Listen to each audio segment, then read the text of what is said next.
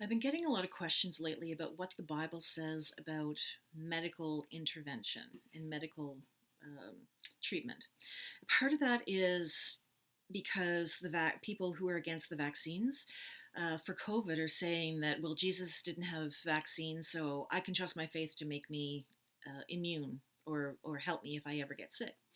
The other place that's coming up is around the issues of abortion. Um, that Jesus uh, said that life was the most important thing, so abortion is against Jesus' teachings. Now, both are wrong. I'll just put that flat out there. Both are wrong. The thing with abortion is that it is a woman's right. It is not up for question. It is not up for a bunch of people who are not living in her body to make that decision. In fact, Jesus bent over backwards to honor women and to make sure they had an opportunity to speak. He silenced people so the women had a chance to speak. There's nothing biblical about shutting down a woman. That's garbage. So first off, if you are female and feel that you're being shut down because Jesus was against women, then you can basically tell people they're full of it because it's not accurate. If you are identifying as someone who's not a woman, then pay some attention. There's no reason to denigrate women, to deny them medical care, to deny them the option, the choices over their own bodies, because quite frankly, you won't have that experience, and it's not up to you to decide what goes on in another person's life. Now, that taps onto the whole vaccine thing. The argument for my body, my choice somehow seems to fall flat when it comes to women choosing whether or not to abort a fetus. But it's the trump card, if you will, of those who are denying vaccines.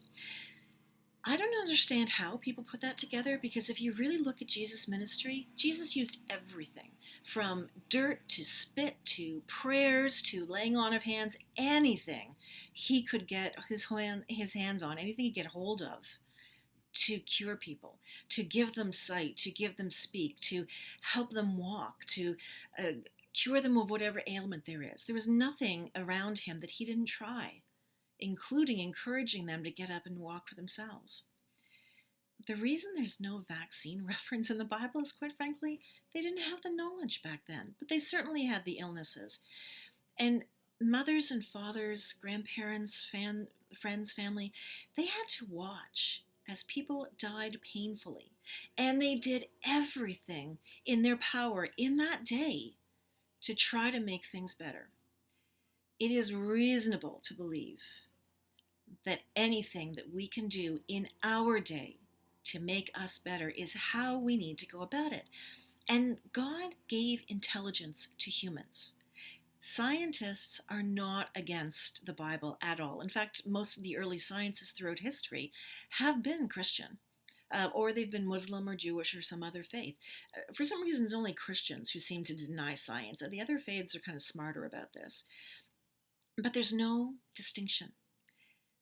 Scientists are given their intelligence by God, just the same as you are and just the same as I am. So listen to them.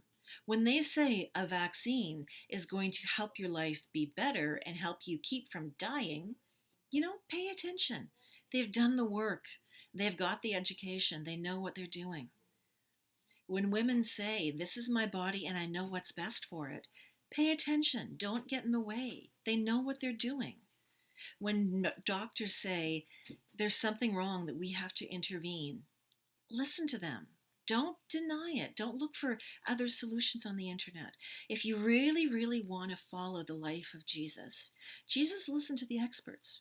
He had a whole lot to say about those who were being hypocrites, but he never had anything negative to say about people who were trying to make choices in their own lives and trying to help others.